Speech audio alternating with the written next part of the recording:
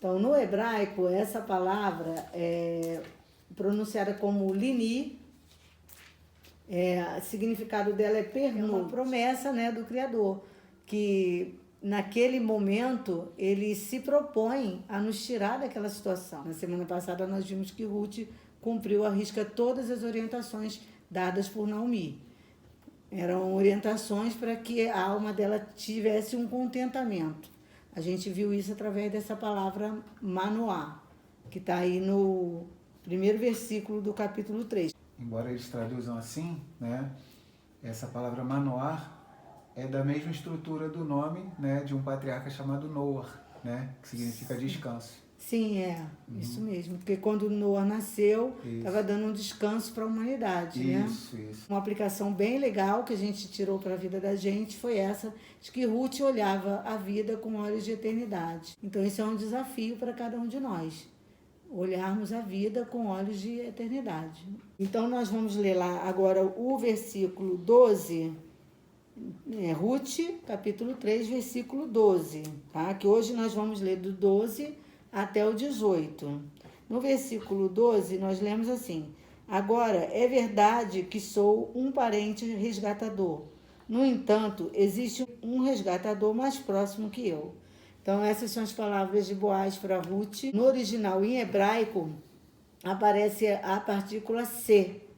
Então, é como se ele dissesse assim: se eu sou um parente resgatador, essa partícula dá a entender que Boaz não sabia se existia outro, ou já pensava que pudesse existir outro. Um outro entendimento também é que Boaz, ele não sabia se, por conta da idade dele, ele estaria apto a ter filhos. Ele não afirma, é verdade, eu sou um resgatador. Na verdade, ele coloca uma condicional. Isso, essa palavra se, né? Em português um S e um E, né? De condicional. Sim. No hebraico é um Aleph e um Mem Sofit, né? Im. Ou seja, a mesma palavra as mesmas letras que a gente usa para formar a palavra mãe, que é um Aleph e um Mem Sofit, né? Só que muda a pronúncia, né? Im, né? Ou seja, então essas duas letras formam a palavra se, né? De condicional. Então, de acordo com a tradição, eles dizem que Elimele, Salmo e Tove podiam ser irmãos. Se fosse essa situação, se eles fossem irmãos, então Boaz seria um sobrinho. A prioridade seria de Tove. Tove era o nome do resgatador. Tem um outro nome também que é dado a ele, mas a princípio, né, pela tradição, ele era conhecido também como Tove. Então, existiam essas possibilidades. Alguns acham também que Tove, Boaz e Elimelech eram irmãos. Aí, nesse caso, Tove seria o irmão mais velho. E outros acham que Boaz falou isso porque ele era velho, aquilo que a gente acabou de falar aqui, né? Era velho e não sabia se poderia ter mais filhos. De todo jeito, o outro redentor seria Tove. O problema de Ruth seria resolvido. O que a gente vê aí nesse versículo 12? Não estava no poder de Boaz responder de imediato a Ruth, mas ele já garantiu que ela era merecedora de ser redimida. Ele já garantiu de antemão, né? Explicou que a resposta dele dependia do outro. No versículo 13, a gente tem assim: fique esta noite, se de manhã ele a redimir, ótimo, que ele a redima. No entanto, se ele não desejar redimir você, então, como Yahuwá vive, eu a redimirei. Agora repouse até amanhã. Então, essa palavra que a Escritura usa aqui, no versículo 13, fique esta noite, em algumas traduções está como pernoite. Então, essa palavra, ela no hebraico, né, a gente fez aqui, vê se dá para vocês verem.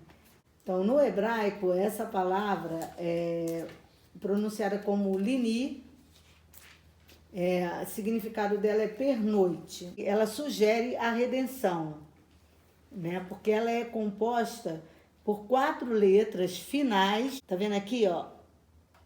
Lini. pernoitar, o entendimento de estender. O que ele quis dizer para ela, tipo assim, fique aqui, se estenda, espere. A palavra Bavel, Babilônia, ela termina com um lâmede, vocês estão vendo aqui? Esse lâmede é a última letra da palavra Bavel. A gente sabe que a casa de Efraim, ela foi levada para a Síria antes da casa de Judá, a gente sabe disso, né? No ano 700 e poucos antes do Messias. Efraim foi levado para a Síria. No ano 586 antes do Messias, Judá foi levado para Babilônia. A gente está vendo nesse quadro os 4 grandes impérios mundiais que se levantaram, né? Que a gente até vê lá na estátua de Daniel. Na estátua de Daniel, né? Então a gente está vendo aí o nome dos 4 grandes impérios mundiais. Nós temos a letra Yud, que é a última letra do nome Madai, que é da Média. Foi um império que se juntou com a Pérsia. Junto com a Pérsia, eles se fortaleceram para destruir a Babilônia. Então, a Média se juntou com a Pérsia e tomou a Babilônia. Eles faziam um cerco em volta das cidades e aí o pessoal ficava ali, aí não tinha como sair nem como entrar. E aí não tinha como pegar comida, como pegar água e acabava se entregando e eles tomavam a cidade. E no caso da Babilônia, eles tiveram que interromper um dos rios, porque a Babilônia ela tinha água que jorrava lá dentro dela e tudo. Então eles tinham maior tempo de subsistência, eles conseguiam sobreviver mais tempo a um cerco. Então, assim, por isso a Média teve que se juntar com a Pérsia para poder derrubar a Babilônia, tá? Então, aqui nós temos o Yud, que é a outra letra da palavra Lini. E aqui nós temos a Grécia, vocês estão vendo aqui, um Nun. Esse Nun aqui, ele tá grande, por quê? Por que essa palavra ela chama atenção no entendimento da casa de Judá? Porque ela, no original, esse Nun aqui, ele tá grandão. Esse Nun aqui é o mesmo desse aqui, porque quando ele está no final da palavra, não sei se vocês lembram, ele é uma letra chamada de sofit. Então, o Nun sofit, ele tem a forma diferente, mas é a mesma letra. Esse Nun, ele aponta para o Império Grego, que seria Yavan, e esse outro, o último Yud, aponta para o Império Romano, que é Romi. Então, o que acontece? Esse Nun Sofi, no caso aqui não é Sofi, né? Mas esse Nun aqui, ele aparece como um dos nomes do Mashiach nesse Salmo 72, versículo 17. Eu vou pedir o Moré para ler para a gente. O que está escrito aqui? Inon é o seu nome. Está escrito, né? Então, a gente vê que esse é um dos nomes do Mashiach. Inon.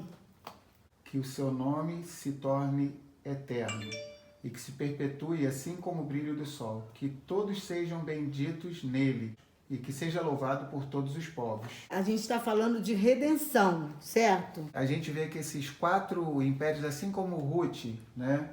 Ruth, ela precisava ser redimida, resgatada. Nós nos encontramos nessa situação, ou seja, esses 4 grandes impérios mundiais, né, se levantaram, né, tiraram Israel do centro. Israel sempre deveria ser o centro da atenção. Então esses 4 impérios aí se levantaram, ocuparam uma posição que era destinada a Israel, né?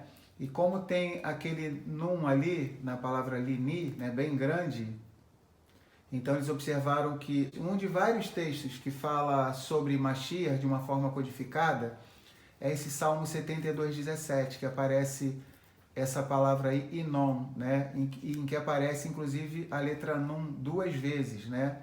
Aparece a letra Nun 2 vezes nessa palavra Inon, que é a segunda letra e a quarta letra.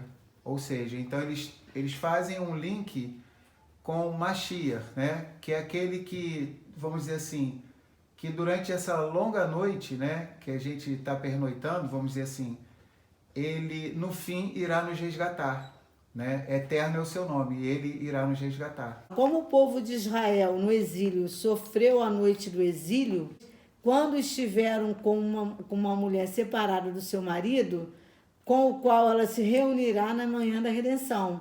Então nós somos como que a mulher separada do noivo, que é o Mashiach e a Yahushua, aqui está como Inom, que estamos aguardando o momento da nossa redenção. Estamos pernoitando. Estamos pernoitando. Esperando essa longa noite acabar e amanhecer o dia da redenção. E pernoitando na certeza de que ele vai nos remir. Vai nos remir. Foi a certeza que Boaz deu para Ruth. Deu para Ruth. Né? Ela sabia que quando chegasse outro dia, que a Naomi, a sogra dela, fala, esse homem... A gente fica até emocionado, né? Que é uma tipologia do Messias, né? Ele não vai sossegar enquanto ele não resolver isso. Enquanto ele não redimir você, ele não vai sossegar enquanto ele não resolver essa questão, né? E o mesmo a gente pode ter esse entendimento acerca do Mashiach. Ele só vai sossegar de fato quando ele vier nos redimir. Essa é a aplicação, vamos dizer assim, a principal, mas nós podemos dizer também que durante o exílio da nossa vida, que às vezes a gente se encontra num exílio espiritual, numa situação difícil, ele nos dá a certeza de que vai nos tirar, que vai nos remir, vai nos redimir. É uma promessa, né, do Criador, que naquele momento ele se propõe a nos tirar daquela situação. O propósito de Yahuwah opera na direção da redenção. Então eles falam que também o livro de Ruth e o livro de Jonas é como se fosse uma espécie de João 3,16 e Yohanan 3,16, que é uma passagem muito conhecida nossa, né? Que é o versículo mais famoso da Brit Hadashah, né? Sim. Porque Elohim amou o mundo de tal maneira que deu o seu Filho unigênito para que todo aquele que nele crê não pereça, mas tenha vida eterna. Como se fosse um João 3,16 ampliado. Ampliado. Né? Né? O versículo 14, ele fala assim, ela se deitou a seus pés até de manhã. Então, antes de haver luz suficiente para as pessoas poderem se conhecer, levantou-se, pois ele disse, ninguém deve saber que a mulher veio à eira. Essa palavra antes que, no hebraico, ela está escrita com um vav que é supérfluo. Eles não tem, assim, tipo assim, necessidade dele estar ali. Essa palavra ela pode indicar que eles ficaram ali por 6 horas. Pode ter essa aplicação. Porque por que aquele vav está naquela palavra se não tinha necessidade de estar? Então isso é até uma coisa legal, né? Quando a gente lê os textos no hebraico, essas coisas diferentes, elas chamam a nossa atenção, a atenção dos nossos comentaristas durante séculos. Por que esse vav não precisava estar aqui? O que esse vav está fazendo aqui? Mas nada na palavra sem nenhum motivo. Por que esse nun está tão grande aqui? Isso, exatamente. Essas coisas no original chamam atenção e aí eles começam a estudar, a investigar, né? Igual assim, um exemplo, tá? É muito legal. Por exemplo, a palavra shalom, né, que é paz, plenitude, algo completo, né, é a letra Shin, Lamed, Vav, Men, Sofit, né? 4 letras. Mas vocês sabiam que às vezes aparece no Tanar a palavra shalom sem a letra Vav? Olha que coisa interessante. Quando o profeta Shmuel, né, quando Shmuel entra lá, que ele está indo para ungir Davi, que ele chega lá em Beit Lehem, né? Beit Lehem, o mesmo lugar onde está acontecendo essa história, né? Os anciãos se estremeceram todos, né? Imagina, Shmuel, aquele homem lendário, visitando a cidade deles, será que alguém aqui está em pecado? Aí eles perguntaram, é muito bonito, é de paz a tua vinda? É de shalom? Só que aparece sem o vav, porque eles estavam temerosos. Olha que coisa interessante. Aí Shmuel fala, é de shalom a minha vinda, aí aparece com vav. Então, assim, são sutilezas do hebraico. Então, tudo isso são sinalizações. Então, a gente viu aqui nesse versículo que Boaz estava preocupado com a reputação de Ruth. O tempo todo ele se preocupava com a reputação dela. Então, assim, ele tinha esse cuidado.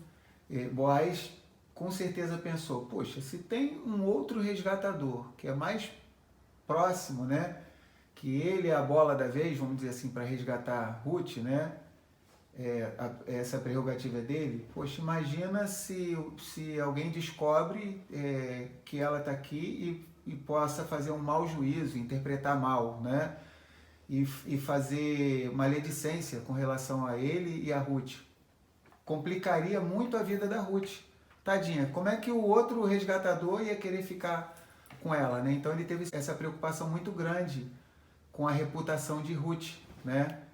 Era mais uma maneira dele estar zelando pela reputação dela, para que aquela boa imagem que ela tinha ali na cidade de Beit-Lehem, né, Belém, continuasse intacta. Então isso já traz até uma atenção para nós, né, que Paulo, Shaul HaShaliach, ele fala, né, que a gente deve evitar a aparência do mal. Então, Boaz, sem ter lido as cartas de Paulo, Shaul HaShaliach, né, ele orientado pela Ruach Elohim, pelo Espírito de Elohim, ele já teve essa preocupação, né? Em Israel se diz até uma coisa interessante, não é suficiente apenas fazer o que é correto, né? Mas da maneira correta e se evitar a aparência do mal, fugir da aparência do mal.